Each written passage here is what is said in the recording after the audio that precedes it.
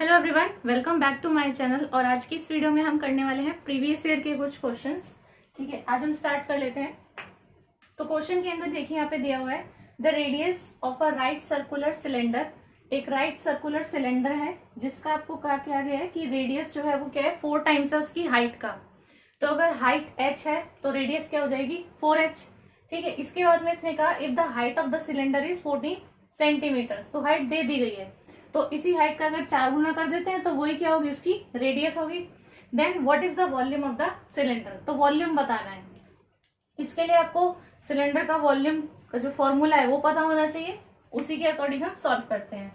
तो देखिए यहाँ पे इसमें क्या कहा कि रेडियस जो है वो क्या है, 4 टाइम्स है उसकी हाइट का। और सेकेंड लाइन में इसने हाइट क्या दी हुई है, 14 सेंटीमीटर दी हुई है। ठीक है, तो अगर हाइट 14 है तो रेडियस क्या हो जाएगी, 4 टाइम्स ऑफ क्या, हाइट, यानी कि 4 टाइम्स ऑफ 14। और 14 4 जा कितना होता है 56। ठीक है, तो ये क्या होगा, इसकी रेडियस होगा यानी 56 सेंटीमीटर। अब इसने क्या पूछा है, वॉल्यूम ऑफ द सिलेंडर पूछा है। तो सिलेंडर का जो वॉल्यूम है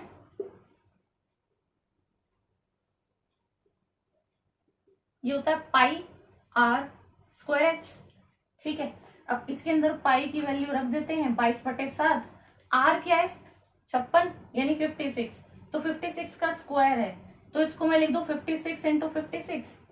ठीक है, जैसे 2 का स्क्वायर 2 इंटू 2 ही तो कह सकते हैं। तो यहाँ पे 56 का स्क्वायर ना लिख के मैं इसको 2 बार इस तरीके से लिख सकती हूँ। इसके बाद में से किसको मल्टीप्लाई करना है, एच को, यानी हाइट को मल्टीप्लाई करना है। हाइट कितनी है 14 है।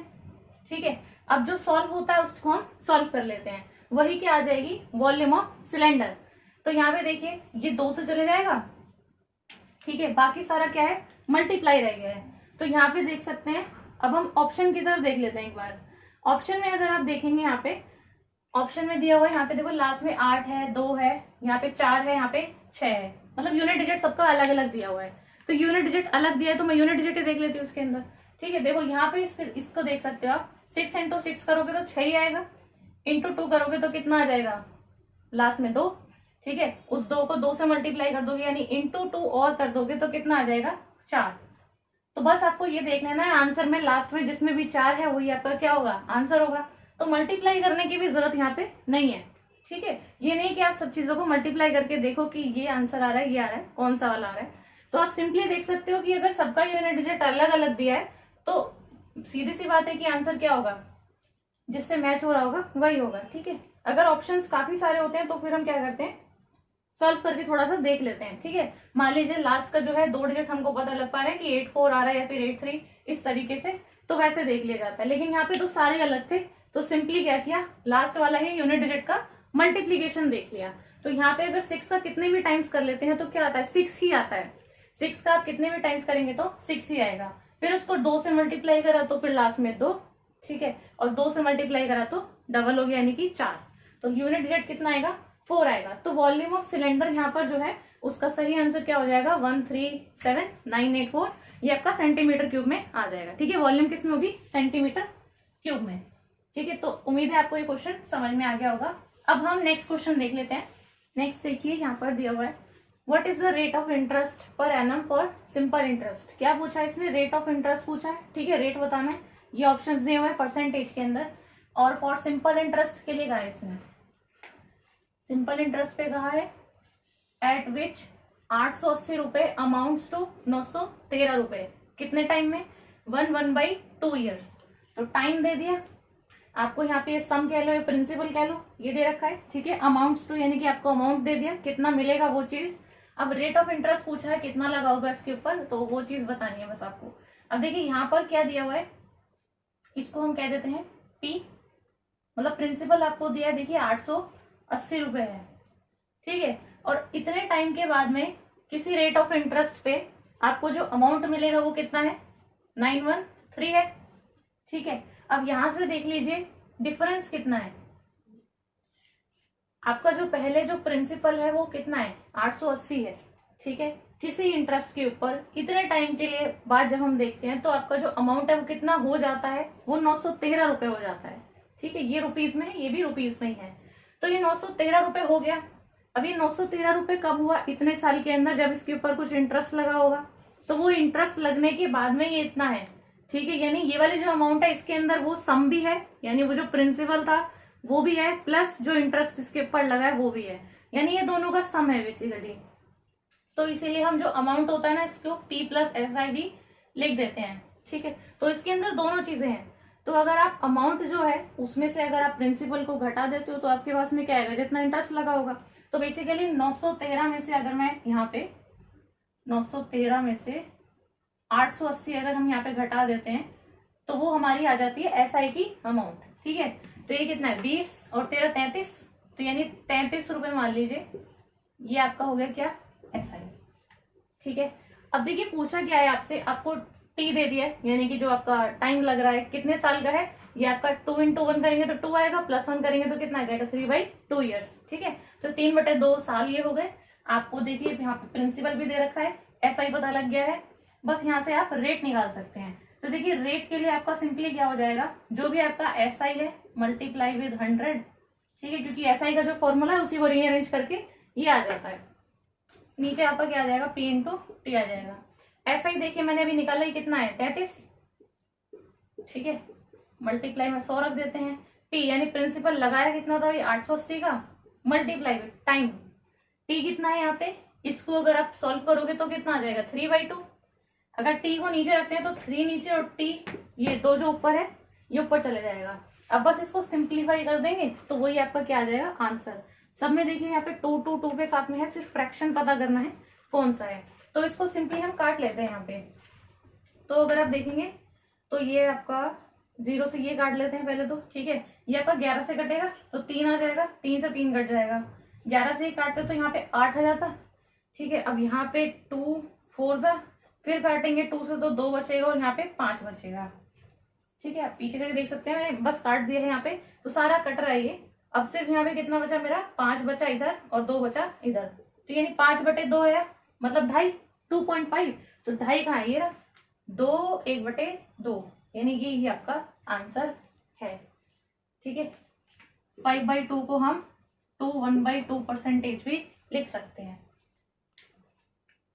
तो यही आपका आंसर है, बस इस तरीके से हम सॉल्व करते हैं इस क्वेश्चन को। नेक्स्ट यहाँ पर है, the area of a triangle is 96 centimetre square and the ratio of its sides. इसकी साइड्स का रेशियो दिया है 6 8 और 10 का, पेरीमीटर बताना है। तो एरिया दिया है, साइड्स का रेशियो दिया है, पेरीमीटर पूछा है। तो कोई भी ट्राइंगल अगर है इस तरीके से, ठीक है, ये ABC कोई भी एक ट्राइंगल हो गया। अब इसकी साइड्स का रेशियो दिया है 6 8 और 10 में। तो रेशियो जब भी दिया है तो यानी कि ये 6x हो सकती है, ये 8x हो सकती है और ये 10x हो सकती है। अब x हम इसके साथ में मल्टीप्लीकेशन कर लेते हैं, मतलब इनका रेशियो तो उतना ही रहेगा, क्योंकि अगर x का मल्टीप्लाई कर देते हैं तो एक पर्टिकुलर वैल्यू हो गई कुछ, ठीक है। अगर तीनों को ही हम x से मल्टीप्लाई कर देते हैं तो जब भी रेशियो के अंदर दिया होता है यहाँ पे, तो यहाँ पे क्या आ जाती है, इनकी एग्जैक्ट कुछ वैल्यू आ सकती है जब भी हम x की वैल्यू रख देते हैं तो। लेकिन इनका रेशियो क्या रहेगा, तब भी सेम ही रहेगा, क्योंकि मल्टीप्लीकेशन तो उतने से ही है ना, 6 से 8 से और 10 से। x की जो भी वैल्यू होगी वो इसी रेशियो के अंदर होगी तभी बटी हुई। तो यहाँ पे अगर एक 6 है, एक 8 है और एक 10 है, ठीक है, इस रेशियो के अंदर है, और टोटल जो एरिया है वो कितना है 96 सेंटीमीटर स्क्वायर का है। तो सिर्फ पेरीमीटर पूछा है। तो देखो जो भी इसकी साइड है अगर उसी को जोड़ते हैं तो ही तो पेरीमीटर आता है ना। ट्रायंगल जो है इसके अंदर ये 3 साइड है, ये वाली साइड कितनी है 6x है, ये वाली साइड कितनी है 10x है और ये वाली कितनी है 8x है। अगर मैं तीनों को ही प्लस कर लूं तो ही तो पेरीमीटर के इक्वल होगा, लेकिन हमें पता नहीं है कि तीनों है कितने, लेकिन इतना पता है कि 6x 8x और 10x को ही प्लस करके क्या आएगा पेरीमीटर आएगा। तो अगर 6 8 और 10 को जोड़ते हो तो कितना आ जाता है यहाँ पे 18 से 24, ठीक है। तो यानी 24x बेसिकली क्या होगा पेरीमीटर होगा। तो हमें इतना पता लग गया, लेकिन पेरीमीटर आप कब बता पाओगे कितना है। अब आप सिंपली ये देख सकते हो कि यहाँ पे x की कोई भी ऐसी वैल्यू आप रखोगे तो यहाँ पे उसी का ही मल्टीपल आना चाहिए, वही आपका आंसर होगा। आप डायरेक्टली ये भी देख सकते हो कि भाई 24 में अगर आप 1 से मल्टीप्लाई करते हो, मान लो x की वैल्यू 1 आई, अगर आप यहाँ पे x की वैल्यू जो भी रखोगे वही तो पेरीमीटर आएगा ना, बेसिकली वही आंसर आएगा। अगर हम सॉल्व नहीं करते हैं तो डायरेक्टली मैं बता रही हूँ चीज, अगर x की वैल्यू 2 रखते हैं तो क्या हो जाएगा इसका डबल, ठीक है। तो यानी 48 आ सकता है। अगर 3 से मल्टीप्लाई करते हैं तो कितना आ सकता है, 4 से कर सकते हैं तो कितना आ सकता है। तो अगर यहाँ पे जो भी ऑप्शंस दिए हैं इनमें से सिर्फ एक ही पॉसिबिलिटी है कि मल्टीप्लाई करने पे बाकी तो कोई हो ही नहीं रहा, कोई नहीं बन रहा, सिर्फ एक ही बन पा रहा है। तो आप इस तरीके से भी देख सकते हैं। फिलहाल जो है यहाँ पे डायरेक्ट आंसर भी पता लग सकता है, क्योंकि सिंपल एकदम क्वेश्चन दिया था ये। यहाँ पे जो है आपको क्या दिया है, एरिया दिया हुआ है। तो एरिया जो है ना किसी भी ट्राइंगल का जो निकलता है वो half into base into height करने से निकल जाता है।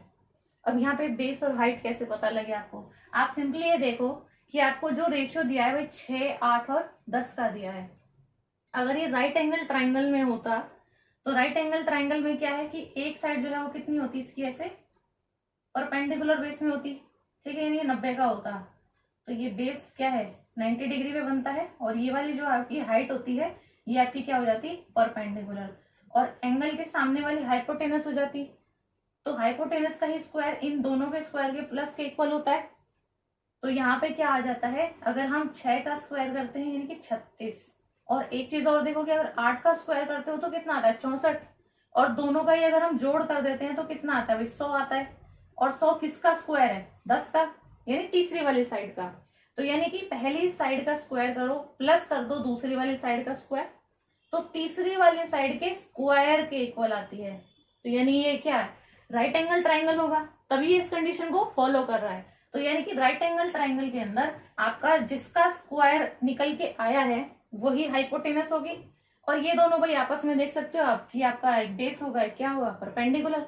तो यानी बेस जो है यहाँ पे रख दो 6, हाइट रख दो 8, 10 का कोई यहाँ पे रोल है नहीं, क्योंकि वो क्या है हाइपोटेनस है, ठीक है। तो ये क्या हो जाएगा हाफ इंटू बेस कितना है 6x, और हाइट कितनी है 8x। 6 और 8 के रेशियो में बटी है, लेकिन 6 और 8 नहीं है बेस और हाइट, तो इसको हम क्या रखेंगे 6x और 8x। अब एरिया आपको दिया है 96, ठीक है। अब जो आपका वो हो रहा है कट रहा है उसको आप काट सकते हो, सीधा मल्टीप्लाई भी इधर कर सकते हो, तो इसको हम यहाँ पे कर लेते हैं। तो 6 चौक 24 हो गया, तो 96 और 24 4 जाएगा, तो x स्क्वायर बनेगा इधर, ठीक है, x इंटू एक्स स्क्वायर हो गया, और यहाँ पे कितना बचेगा 4, 4 से जाएगा 24 चौक 96 हो जाता है। तो x स्क्वायर की वैल्यू कितनी आ गई 4 आ गई, स्क्वायर रूट लोगे तो कितनी आ गई 2 आ गई। तो सिंपली यहाँ पे क्या करेंगे 24 इंटू 2 कर देंगे तो कितना आ जाएगा 48, और यही आपका आंसर है, ठीक है। तो इस तरीके से हम कैलकुलेट कर सकते हैं। आगे देखिए यहाँ पर है the radius of the ends of the frustum of a cone 7 centimetre high are 5 centimetre and 3 centimetre. Radius आपको दी है, find its volume correct to 1 decimal place. तो आपको वॉल्यूम बताना है 1 डेसिमल प्लेस तक। अब देखो radius of the ends of the frustum of a cone, तो फ्रस्टम देखो इस तरीके का रहेगा,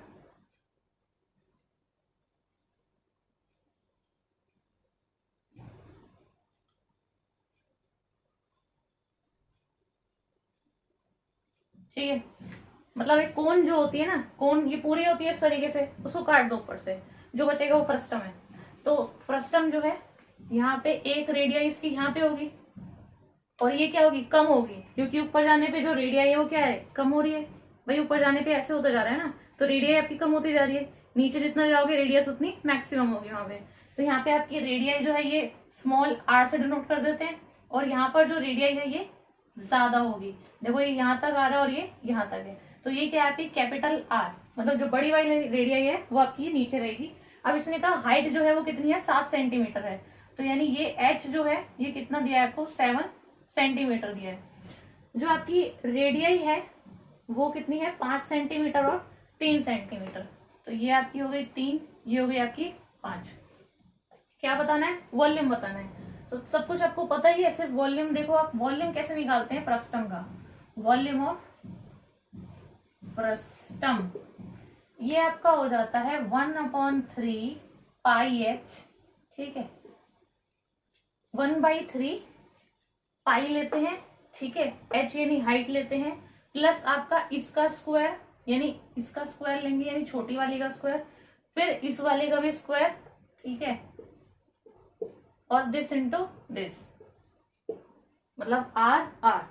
तो जो फॉर्मूला है वो जाता है 1/3 पाई एच आर स्क्वायर और स्क्वायर प्लस आर आर, दोनों आर का स्क्वायर और दोनों आर का ही मल्टीप्लाई, ये ब्रैकेट के अंदर आ जाता है, और पाई एच जो है ये इसके साथ में मल्टीप्लीकेशन में यहाँ पे रहेगा। तो 1/3 तो है, देखो पाई की वैल्यू रखते हैं 22/7, एच कितना दिया है, हाइट साइड दिया है, तो साथ से साथ यहीं पे काट देते हैं। आर स्क्वायर यानी 3 का स्क्वायर, 5 का स्क्वायर और 3 इंटू 5, यही करना है बस। ठीक है, देखो यहाँ पे ना 22/3 बच रहा है, यहाँ पे जो है आपका 9 आएगा, 5 का स्क्वायर करोगे 25 आएगा और 5 दिया 15, तो ये आपका 40 हो गया। 25 और 15 40 और 9 49, तो 22/3 मल्टीप्लाई में क्या आ गया, 49 आ गया। अगर देखो ये 22 इंटू 50 होता, अगर 22 इंटू 50 होता, कहाँ लिखूं, यहाँ पे लिख देते हैं 22 इंटू 50 होता। ठीक है, तो अगर आप सिंपली 5 से ही मल्टीप्लाई करते हो तो 5 दूनी 10 आता, 5 दूनी 10 और 1 11, तो यानी 110 हो जाता। तो अगर 50 से करते तो कितना आता, 1100 आता, लेकिन यहाँ कितना है, 50 से 1 कम है, तो यानी 22 जो है वो क्या करना पड़ेगा, हमें घटाना पड़ेगा। तो 1100 में से अगर मैं 22 घटा दूं तो कितना आएगा, 1078, है ना। तो यानी कि इसको मल्टीप्लाई अगर आप करते 22 इंटू 49 को, तो 1078 डिवाइड बाई 3 आता। तो ऐसे भी आप कर सकते हैं डायरेक्टली। यहाँ पे देखिए अब इसको हम डिवाइड करते हैं तो पॉइंट में तो आएगा ही, साफ साफ दिख रहा है हमको। ठीक है, तो 3 तो ये आपका फर्स्ट डिजिट क्या आएगा, 3 ही आएगा। अब इसमें सेकंड डिजिट देखिए 4 5 7 और 6 रखा है, बस उसी से आंसर निकल जाएगा, पूरा सॉल्व करने की जरूरत हमें है ही नहीं। अब देखिए यहाँ पे 3 3 से 9 से चले जाएगा, 17 बचेगा, फिर यहाँ पे 5 जा, बस। तो यानी 359.3 ही आना है। क्यों, क्योंकि ऑप्शन में यही दिया है। जहां भी 3 और 5 मेरे को दिख गया तो वही वाला आंसर है, आगे सॉल्व करने की नीड है ही नहीं। तो इस तरीके से आप कर सकते हैं क्वेश्चंस को सॉल्व। नेक्स्ट देखते हैं आप, a sum of money amounts to ₹767 in 3 years and to ₹806 in 4 years on simple interest. Simple interest पे कहा है यहाँ पे इसने एट 6% पर एनम।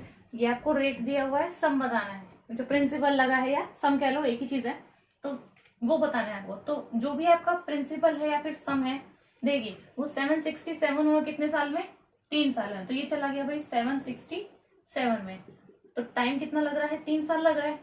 और यही जो सेम अमाउंट है एंड 2 रुपीज लिखा है मतलब, और यही चले जाता है इतना इतने साल में, तो यही चले जाता है कितना, 806। टाइम कितना लग रहा है, 4 साल का लग रहा है। ठीक है, 4 इयर्स। आपको रेट यहाँ पर दे दिया 6% पर एनम का है। अब सम बताना है, तो देखिए यहाँ से आपको क्या करना है, ऐसा ही पता कर लेना है सबसे पहले। तो प्रिंसिपल ही नहीं पता है, ये पता है, ये पता है, ऐसा ही पता करना है। यहाँ से देखिए 3 साल में इतना, 4 साल में इतना, तो यहाँ से 806 में से जितना हम इसको माइनस कर देंगे उतना ही 1 साल में आया होगा, यानी 3 से 4 गया है तो 1 ही साल हुआ ना, और यहाँ से ये इतने से इतना गया अमाउंट, तो 806 में से माइनस करते हैं 767, तो वो कितने का आएगा, 1 ईयर का हो जाएगा। ठीक है, क्योंकि 3 ईयर से 4 ईयर हुआ है। तो अगर आप माइनस करते हो तो यहाँ कितना आएगा, 33 और 6 39, तो यानी 1 ईयर में कितना रुपीज हो गया, 39 रुपीज। लेकिन अगर आप फर्स्ट वाली लाइन में देखते हो तो कितना दिया है आपको, इतनी वैल्यू दी है कितने में, 3 साल में।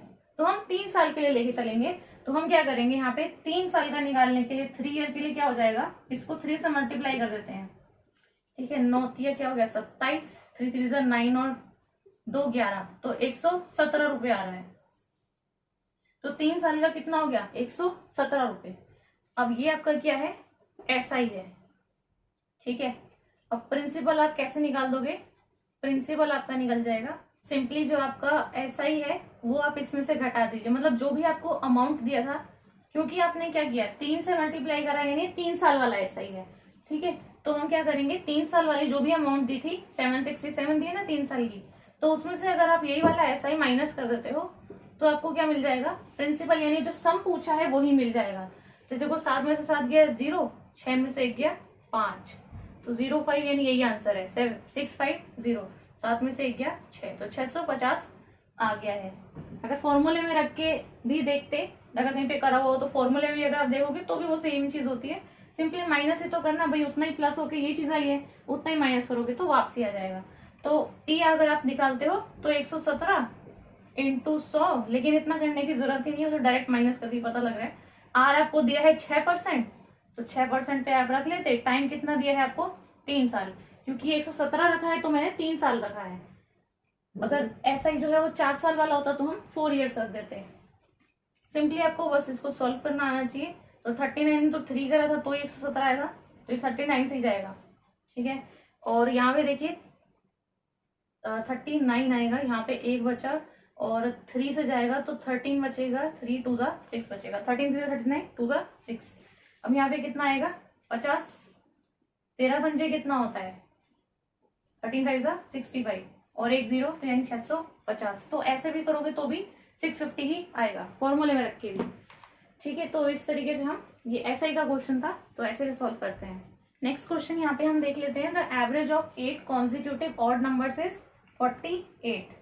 तो 8 कॉन्जिक्यूटिव ऑड नंबर्स हैं, इनका आपको क्या दे रखा है, एवरेज दे रखा है 48। सम बताना है 5वीं और 7वें नंबर का।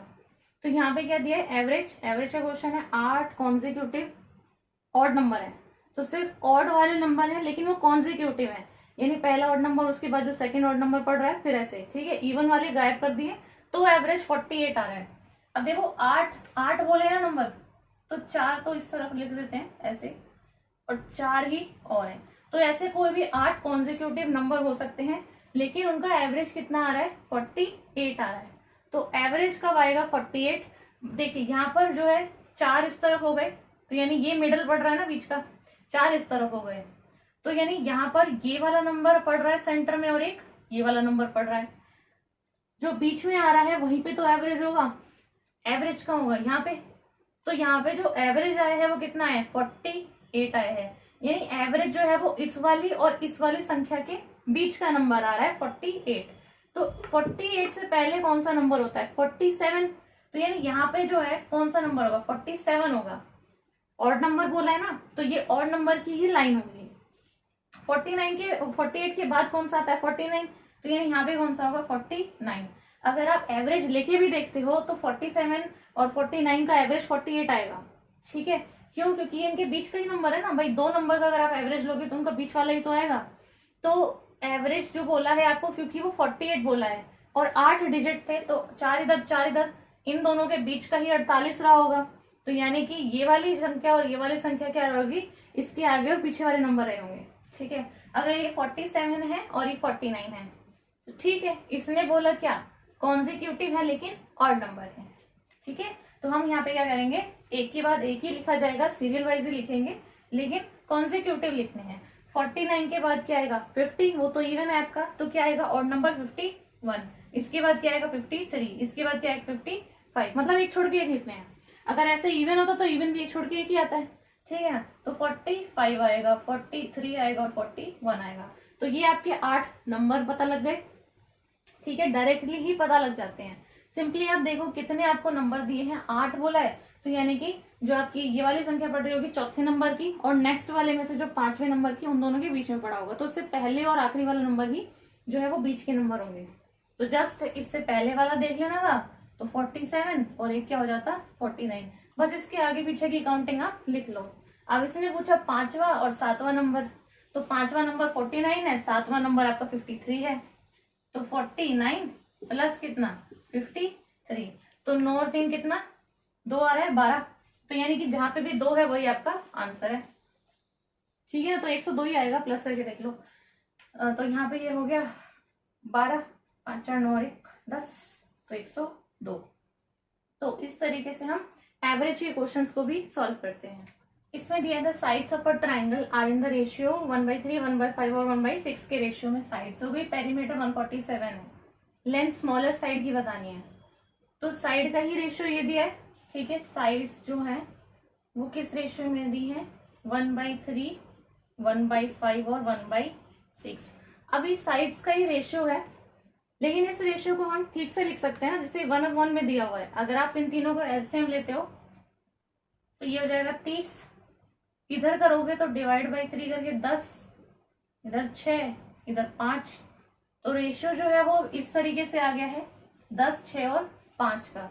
अब मुझे एक बात बताओ, यहाँ पे ये साइड जो होगी वो 10x मान लो, ये वाली साइड अगर 6x मान लो, ये वाली साइड अगर 5x मान लो, x कुछ भी हो रेशियो तो फिर भी यही रह रहा है ना। मतलब ये वाली फिर भी 10x के ही रेशियो में रहेगी, ये वाली 6x ही रहेगी और ये वाली 5x ही रहेगी। तो यानी जो भी x की वैल्यू होगी, जो भी एक x तो एक ही वैल्यू हुई, 2 हुई, 4 हुई, 10 जितनी भी हुई, तो उसी को ही सब में मल्टीप्लाई करते हैं। तो अगर उसी x की वैल्यू को अगर आप 5 में मल्टीप्लाई करते हो, उसी x की वैल्यू को अगर आप 10 में मल्टीप्लाई करते हो, तो किस में ज्यादा आएगी? 10 वाले में ज्यादा आएगी। क्यों? क्योंकि इसका रेशियो जो है ये ज्यादा में है, ये वाले कम रेशियो में प्रेजेंट है। तो जो कम रेशियो है वही क्या रहेगी? फिर कम रहेगी, यानी यही वाली क्या होगी? स्मॉलेस्ट होगी। अगर लार्जेस्ट पूछ ले तो कौन सी हो जाएगी? ये वाली। ठीक है, तो क्योंकि यहाँ पे स्मॉलेस्ट पूछा है तो हम कौन सी साइड लेके चलेंगे? 5 रेशियो वाली। तो अगर लार्जेस्ट पूछा होता तो 10 ले लेते। स्मॉलेस्ट पूछा है तो कितनी है? 5। टोटल साइड कितनी है? टोटल क्या करना है? सिंपली जो भी रेशियो होता है इसी को हम प्लस कर लेते हैं। तो 16 और 5 कितना हो गया? 21। तो 5/21 हो गया स्मॉलेस्ट साइड के लिए एक रेशियो। लेकिन टोटल है कितना? टोटल कितना दिया है? 147 सेंटीमीटर, यानी 147 का 5/21 हो गया। तो हमें पता तो अब भी नहीं है कितनी है, लेकिन बस इसी को सॉल्व करेंगे तो वही जो है स्मॉलेस्ट साइड का ही लेंथ होगी। अगर आप इसको सॉल्व करते हो तो 7 4 11 और 1 12, तो ये 3 से चले जाएगा, तो ये 3 7 21, यहाँ पे चले जाएगा आपका ये किससे डिवाइड कर रहे हैं? 3 से कर रहे हैं ना, तो आपका आ जाएगा 49। ठीक है, फिर ये 7 से चले जाएगा, तो 7 पंजे कितना? 35। तो यानी डी ऑप्शन ही आपका करेक्ट आंसर है। तो सिंपली ऐसे ही निकाल सकते हो। अगर लार्जेस्ट पूछ ले है तो लार्जेस्ट के लिए आप 10/21 रख के इंटू 147। ठीक है, तो रेशियो जो दिया है उसको आप इस तरीके से रखेंगे तो आसानी से सॉल्व हो जाता है। सिंपली इसने क्या दिया था? 1/, में करके दिया था और कुछ नहीं था इस क्वेश्चन के अंदर। ठीक है, तो इसका करेक्ट ऑप्शन क्या हो जाएगा? Option number D, 35 centimetres. आप देखिए यहाँ पे अगला है, if the ratio of the outer and the inner circumference of a circular path is 5:4। एक इनर है सर्कल और एक आउटर सर्कल है, तो वो एक ऐसा गोल पाथ बन गया। ठीक है, अब इनर और आउटर वाले का जो रेडियस का रेशियो है, या रेडियस का नहीं, ये आपको सर्कमफ्रेंस का रेडियस रेशियो दिया है। यहाँ पे देखिए, अगर एक ऐसे सर्कल है, ठीक है, मतलब मान लीजिए ये इनर है, और ऐसे ही अगर इसी के ही बाहर भी बना दिया जाए, तो एक तो ये वाला सर्कल ये कह रहा है, ठीक है, इसी को इनर बोला है, जो बाहर वाला उसी को आउटर बोला है। अब इसका जो ये वाला पोर्शन जो जा रहा है, ये बीच वाला, ये क्या बन गया? एक पाथ बन गया। ठीक है, तो रेशियो जो दिया है ना, ये सर्कमफ्रेंस का दिया है, आउटर वाले का 5 है। तो ये जो सर्कमफ्रेंस है ये क्या है? ये वाली जो बाउंड्री लाइन ये बोल रहा है, तो ये क्या है? 5 के रेशियो में है, मतलब 5x मान लो। ये पूरी जो बाउंड्री लाइन यहाँ से लेके यहाँ तक जा रही है, और अंदर वाली जो है ये कैसी है? 4x में है। ठीक है, मतलब ये 4 है, ये 5 है, इतना रेशियो है। If path is 50 metre wide, और ये जो इनके बीच का जो पाथ बन रहा है, यानी यहाँ से लेके यहाँ तक का जो डिस्टेंस कह लो, ये कितना है? 50 मीटर है। तो ये 50 मीटर चौड़ा है, और फिर अंदर वाला सर्कल का सर्कमफ्रेंस 4x में है, बाहर वाले का 5x में है। ठीक है, then what is the radius of the inner circle? अंदर वाले सर्कल की रेडियस कितनी होगी? तो देखो, अंदर वाले सर्कल की रेडियस कितनी होगी? यहां से लेके कितनी? यहां से लेके यहां तक, ये वाली तो होगी अंदर वाले सर्कल की रेडियस। बाहर वाले की कितनी हो जाएगी? यहां से लेके +50 करके आएगी। तो यहाँ पे मैं लिख के दिखा देती हूँ कि इनर वाले की जो रेडियस है, अगर वो r सेंटीमीटर है, सेंटीमीटर में दिया, मीटर में दिया, मीटर में दिया, तो मीटर में ले लेते हैं। तो इनर वाले की रेडियस कितनी है? r है। तो अब यहाँ से बताओ आउटर की कितनी हो जाएगी? आउटर की कितनी हो जाएगी? यहां से लेके क्या? यहां से लेके यहां तक पूरी, मतलब ये अंदर वाला r भी आएगा और +50 भी आएगा। ये जो 50 दिया है ये इसीलिए दिया है क्योंकि ये आपको बताना चाह रहा है कि जो आउटर वाली रेडियस है वो 50 ज्यादा है अंदर वाली से। तो जो आउटर रेडियस है वो कितनी हो जाएगी? अंदर वाली में 50 जोड़ने पे आएगी, तो r + 50 मीटर लिख सकते हैं। अब देखो, इसने पूछा था radius of the inner circle. ठीक है, तो क्या दिया? देखो, सर्कमफ्रेंस दिया है। सर्कमफ्रेंस ऑफ सर्कल ही कितना होता है? 2πr होता है, और इसी का ही रेशियो दिया है मुझे, तो इसी को ही फॉर्मूले में लिख के देखते हैं। देखो, रेशियो ऑफ आउटर और इनर सर्कमफ्रेंस, तो मैं लिखती हूँ रेशियो क्या हो जाएगा? आउटर सर्कमफ्रेंस OC लिख दो, इनर सर्कमफ्रेंस IC। ठीक है, अब दिया कितना है? 5/4 दिया है, तो ये चीज पता है हमें। ठीक है, अब आउटर सर्कमफ्रेंस की जगह पे हम 2πr रख सकते हैं, क्योंकि आउटर सर्कमफ्रेंस ऑफ सर्कल क्या हो जाएगा? 2πr। तो 2 और पाई तो देखो कांस्टेंट है, ऐसे ही रहेगा। आर की वैल्यू आउटर के लिए कितनी लिखी है मैंने, R+50, तो यहाँ पे रख दो R+50 divide by inner circumference कितना हो जाएगा 2πr, ये वाला आर यूज करेंगे, ठीक है। 2π पूरा कट गया, कितना बचा R+50 डिवाइड बाई आर, किसके बराबर है 5/4 के। सिंपली आप क्रॉस मल्टीप्लाई कर सकते हो, सॉल्व कर सकते हो इन चीजों को। तो ये आपका कितना हो जाएगा 5r बराबर हो जाएगा 4r+200 के, ठीक है। तो ये हो जाएगा 5r - 4r इज r, तो r की वैल्यू ही कितनी आ गई 200 मीटर। 200 मीटर ही, इसीलिए आपका क्या हो जाएगा आंसर। सब कुछ आपको दिया ही हुआ था क्वेश्चन के अंदर ही, रेशियो भी दिया हुआ था और जो आपकी रेडियस है वो भी आपको ऑलरेडी बताई ही हुई थी। सिंपली आपको बस ये इस फॉर्म के अंदर रखना था, रेशियो की फॉर्म में रखते ही आपका आंसर सामने आ जाता है। तो इसका करेक्ट ऑप्शन हो जाएगा option number C, 200 metre. Last यहाँ पे हम देख लेते हैं, in a triangle ABC the median BE intersects AC at E if BG जो है वो 12 सेंटीमीटर है, where G is the centroid, then BE is equal to. तो यहाँ पे आपको जो है G एक पॉइंट दिया जो क्या है सेंट्रॉइड है इस ट्राइंगल के अंदर। तो एक ट्राइंगल ले लेते हैं, मान लीजिए एक ट्राइंगल है BE इंटरसेक्ट AC पे कर रहा है, ठीक है। तो मान लीजिए ये A है, ये B है, ये C है, तो BE एक मीडियन है, तो ये हो गया BE, मतलब ये और ये इक्वल हो गया, ठीक है। A C पे इंटरसेक्ट कर रहा है E, B और G जो है, तो यानी कि यहाँ से जो है इस तरीके से ये पॉइंट होगा जो आपका G पॉइंट रहेगा सेंट्रॉइड, ठीक है, ये वाला सेंटर पॉइंट। और BG कितना दिया, यानी ये वाले जो यहाँ से लेके यहाँ तक है ये कितनी दी है 12 सेंटीमीटर दी है। तो आपको बताना है BE, यानी ये पूरी लाइन यानी यहाँ से लेके यहाँ तक, तो BE बताना है। अब देखिए सेंट्रॉइड क्या करता है, जो आपका BG है और GE 2:1 में डिवाइड करता है। तो ये जो आपकी पूरी BE है ना लाइन, इसके अंदर आपका क्या है B से लेके G तक है और G से लेके E तक का पोर्शन है। तो ये आपका 2 में रहेगा रेशियो, ये वाला आपका 1 में रहेगा। क्यों, क्योंकि जो सेंट्रॉइड पॉइंट होता है वो उसको 2:1 के रेशियो में बांटता है। तो ऊपर वाला यानी जो वर्टेक्स की तरफ जाता है वो 2 के रेशियो में, और जो नीचे की तरफ आएगा बेस की तरफ वो आपका 1 के रेशियो में। तो 2:1 के रेशियो में डिवाइडेड रहता है। मतलब कहने का ये है रेशियो जो है कि BG और GE इन दोनों का रेशियो जो है वो क्या रहेगा इस तरीके से 2:1 के रेशियो में रहेगा। तो BG आपको जो है दिया हुआ है क्वेश्चन के अंदर कितना है 12 सेंटीमीटर है। तो अगर ये आप यहाँ पे 12 रख देते हो तो GE कितना आ जाएगा, GE आ जाएगा आपका 6 सेंटीमीटर। G 6 आ गया, पूछा BE है, ठीक है। तो BE कितना हो जाएगा 12 और 6 18 का है, ये रहा, तो यही आंसर है। तो पहले हमने इसको क्या देखा कि सेंट्रॉइड की बात की है, ऊपर वाला दिया है, नीचे वाला आप निकाल सकते हो, ठीक है। रेशियो लेके आप नीचे वाला पोर्शन निकाल सकते हो। पूछा था ऊपर से लेके नीचे तक पूरी लाइन का, तो पूरी लाइन का क्या हो जाएगा जो आपको दिया है प्लस जो हमने फाइंड आउट किया है। बस ये आपको पता होना चाहिए कि सेंट्रॉइड जो है इसको 2:1 के रेशियो में बांटता है पूरी लाइन को। तो अगर ऊपर वाला 12 है तो नीचे वाला क्या होगा उसका आधा होगा। तो डायरेक्टली भी आप इस तरीके से फाइंड आउट कर सकते हो, क्योंकि भाई 2:1 का रेशियो है ना। तो ये आपको कितना दिया है 12, तो ये कितना होगा 6, तो 6 ही आया है। तो इस तरीके से मैंने फिर भी बता दिया है। तो ये आपका 12 है, ये आपका 6 है, और दोनों को जोड़ोगे तो 12 और 6 18। तो इसको आपको ऐसे लिखने की भी जरूरत नहीं है, डायरेक्टली आप माइंड में भी करके आंसर को निकाल सकते हैं। सो यही थी हमारी आज की वीडियो। मुझे उम्मीद है ये वीडियो आपको पसंद आई होगी। अगर वीडियो आपको पसंद आई हो, अच्छी लगी हो, तो इस वीडियो को आप जरूर से लाइक कर दें। अपने फ्रेंड्स के साथ में आप इस वीडियो को शेयर कर सकते हैं। और ऐसी ही और अच्छी इन्फॉर्मेटिव वीडियोस देखने के लिए मेरे चैनल को सब्सक्राइब करना ना भूलें और बेल आइकन को भी प्रेस कर दें, ताकि आने वाली वीडियोस का आपको नोटिफिकेशन मिलता रहे। अब हम मिलेंगे नेक्स्ट वीडियो में। So thanks for watching this video.